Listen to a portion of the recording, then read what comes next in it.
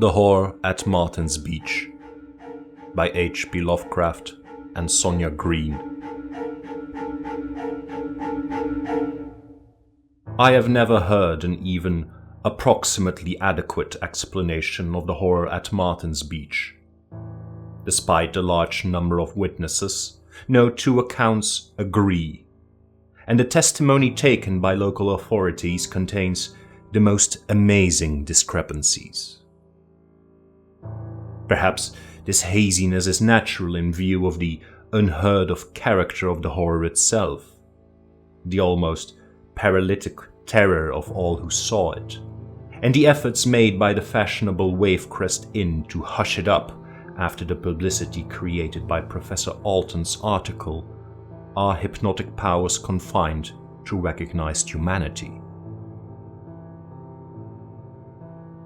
Against all these obstacles, I am striving to present a coherent version, for I beheld the hideous occurrence, and believe it should be known in view of the appalling possibilities it suggests.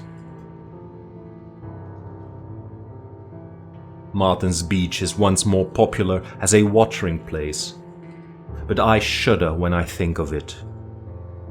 Indeed, I cannot look at the ocean at all now without shuddering. Fate is not always without a sense of drama and climax. Hence the terrible happening of August 8, 1922 swiftly followed a period of minor and agreeable wonder-fraught excitement at Martin's Beach. On May 17th, the crew of the fishing smack Alma of Gloucester under Captain James P. Orne killed, after a battle of nearly 40 hours, a marine monster whose size and aspect produced the greatest possible stir in scientific circles, and caused certain Boston naturalists to take every precaution for its taxidermic preservation. The object was some 50 feet in length, of roughly cylindrical shape, and about 10 feet in diameter.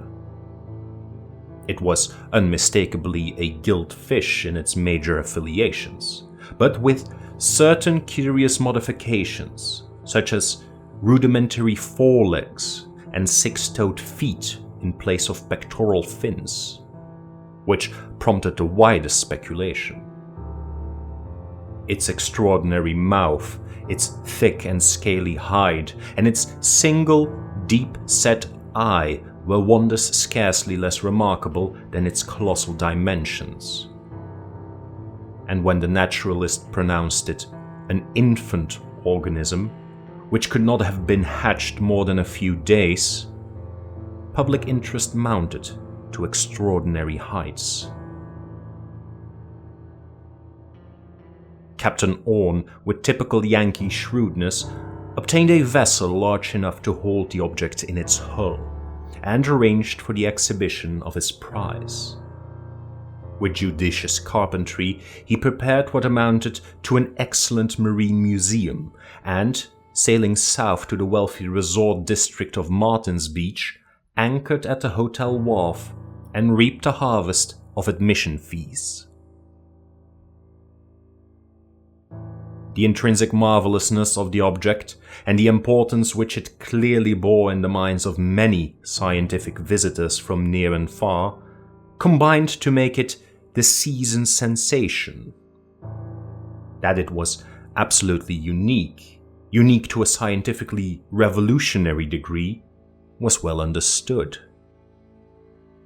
The naturalists had shown plainly that it radically differed from the similarly immense fish caught off the Florida coast, that while it was obviously an inhabitant of almost incredible depths, perhaps thousands of feet, its brain and principal organs indicated a development startlingly vast and out of all proportion to anything hitherto associated with the fish tribe.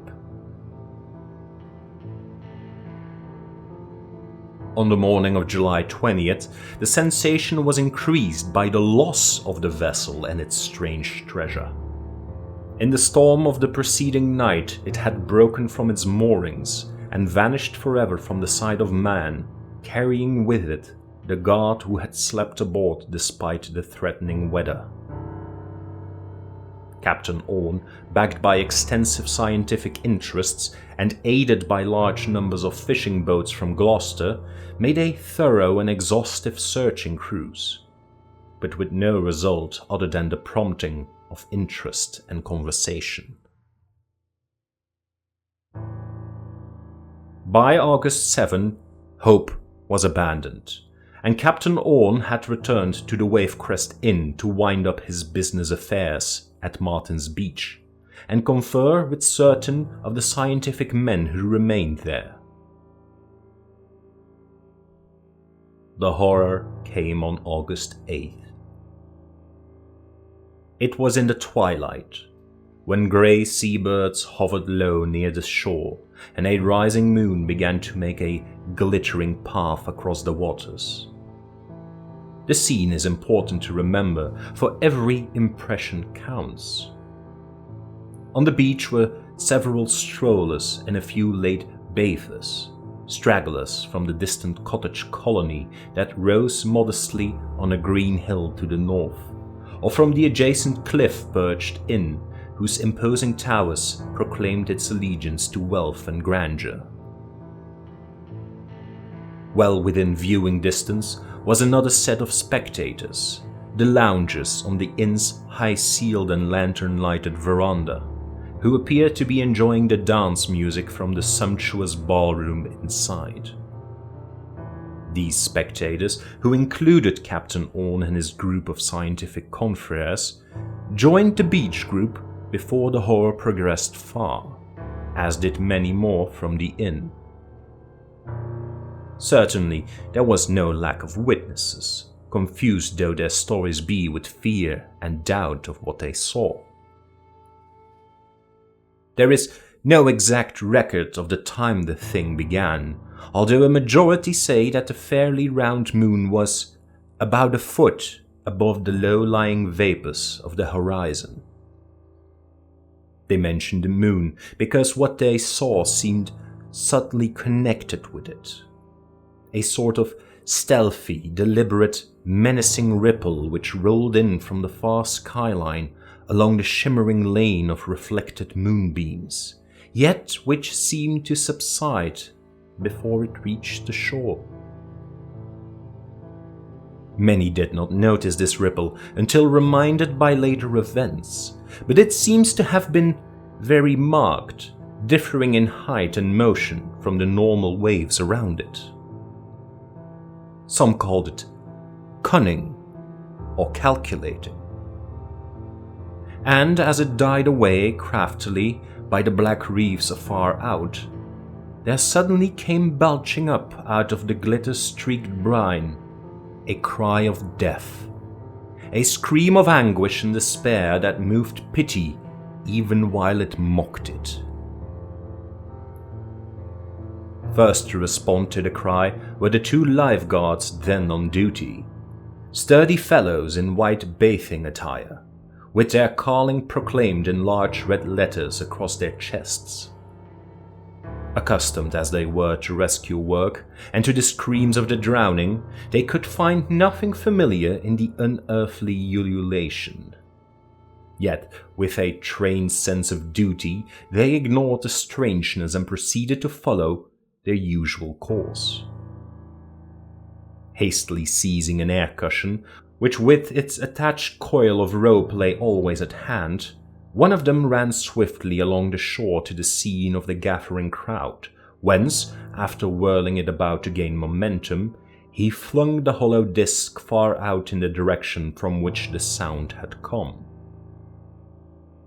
As the cushion disappeared in the waves, the crowd curiously awaited the sight of the hapless being whose distress had been so great, eager to see the rescue made by the massive rope. But that rescue was soon acknowledged to be no swift and easy matter, for, pull as they might on the rope, the two muscular guards could not move the object at the other end. Instead, they found that object pulling with equal or even greater force in the very opposite direction, till in a few seconds they were dragged off their feet and into the water by the strange power which had seized on the proffered life preserver. One of them, recovering himself, called immediately for help from the crowd on the shore, to whom he flung the remaining coil of rope, and in a moment the guards were seconded by all the hardier men, among whom Captain Orne was foremost. More than a dozen strong hands were now tugging desperately at the stout line, yet wholly without avail. Hard as they tugged, the strange force at the other end tugged harder, and since neither side relaxed for an instant, the rope became rigid as steel with the enormous strain. The struggling participants, as well as the spectators, were by this time consumed with curiosity as to the nature of the force in the sea. The idea of a drowning man had long been dismissed, and hints of whales, submarines, monsters, and demons now passed freely around. Where humanity had first led the rescuers, wonder kept them at their task, and they hauled with a grim determination to uncover the mystery. It being decided at last that a whale must have swallowed the air cushion, Captain Orne, as a natural leader, shouted to those on the shore that a boat must be obtained in order to approach, harpoon, and land the unseen Leviathan. Several men at once prepared to scatter in quest of a suitable craft, while others came to supplant the captain and the straining rope, since his place was logically with whatever boat party might be formed. His own idea of the situation was very broad, and by no means limited to whales, since he had to do with a monster so much stranger. He wondered what might be the acts and manifestations of an adult of the species of which the 50-foot creature had been the merest infant. And now there developed, with appalling suddenness, the crucial fact which changed the entire scene from one of wonder to one of horror, and dazed with fright the assembled band of toilers and onlookers. Captain Orne, turning to leave his post at the rope, found his hands held in their place with unaccountable strength, and in a moment he realized that he was unable to let go of the rope. His plight was instantly divined, and as each companion tested his own situation, the same condition was encountered. The fact could not be denied. Every struggler was irresistibly held in some mysterious bondage to the hempen line which was slowly, hideously, and relentlessly pulling them out to sea. Speechless horror ensued, a horror in which the spectators were petrified to utter inaction and mental chaos. Their complete demoralization is reflected in the conflicting accounts they give, and the sheepish excuses they offer for their seemingly callous inertia. I was one of them, and no. Even the strugglers, after a few frantic screams and futile groans, succumbed to the paralyzing influence and kept silent and fatalistic in the face of unknown powers. There they stood in the pallid moonlight, blindly pulling against a spectral doom and swaying monotonously backward and forward as the water rose first to their knees, then to their hips. The moon went partly under a cloud, and in the half-light the line of swaying men resembled some sinister and gigantic centipede writhing in the clutch of a terrible, creeping death. Harder and harder grew the rope as the tug in both directions increased, and the strands swelled with the undisturbed soaking of the rising waves. Slowly The tide advanced, till the sands so lately peopled by laughing children and whispering lovers were now swallowed by the inexorable flow. The herd of panic-stricken watchers surged blindly backward as the water crept above their feet, while the frightful line of strugglers swayed hideously on, half submerged, and now at a substantial distance from their audience. Silence was complete. The crowd, having gained a huddling place beyond reach of the tide, stared in mute fascination, without offering a word of advice or encouragement, or attempting any kind of assistance. There was in the air a nightmare fear of impending evils such as the world had never before known. Minutes seemed lengthened into hours, and still that human snake of swaying torsos was seen above the fast rising tide. Rhythmically it undulated, slowly, horribly, with the seal of doom upon it. Thicker clouds now passed over the ascending moon, and the glittering path on the waters faded nearly out. Very dimly writhed the serpentine line of nodding heads, with now and then the livid face of a backward-glancing victim gleaming pale in the darkness. Faster and faster gathered the clouds, till at length their angry rifts shot down sharp tongues of febrile flame. Thunders rolled softly at first, yet soon increasing to a deafening, maddening intensity. Then came a culminating crash, a shock whose reverberations seemed to shake land and sea alike, and on its heels a cloudburst whose drenching violence overpowered the darkened world, as if the heavens themselves had opened to pour forth a vindictive torrent. The spectators, instinctively acting despite the absence of conscious and coherent thought, now retreated up the cliff steps to the hotel veranda. Rumors had reached the guests inside, so that the refugees found a state of terror nearly equal to their own. I think a few frightened words were uttered, but cannot be sure. Some who were staying at the inn retired in terror to their rooms, while others remained to watch the fast-sinking victims as the line of bobbing heads showed above the mounting waves in the fitful lightning flashes. I recall thinking of those heads, and the bulging eyes they must contain. Eyes that might well reflect all the fright, panic, and delirium of a malignant universe. All the sorrow, sin, and misery, blasted hopes and unfulfilled desires, fear, loathing and anguish of the ages since time's beginning. Eyes alight with all the soul-racking pain of eternally blazing infernos.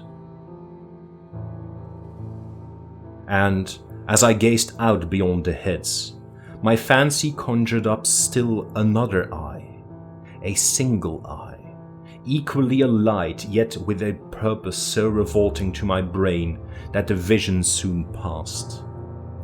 Held in the clutches of an unknown vice, the line of the damned dragged on, their silent screams and unuttered prayers known only to the demons of the black waves and the night wind.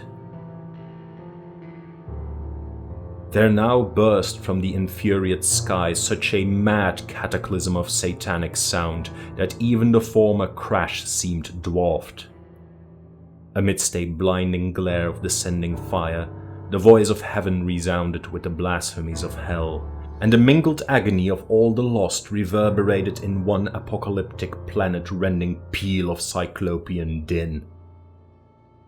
It was the end of the storm, for with uncanny suddenness the rain ceased, and the moon once more cast her pallid beams on a strangely quieted sea.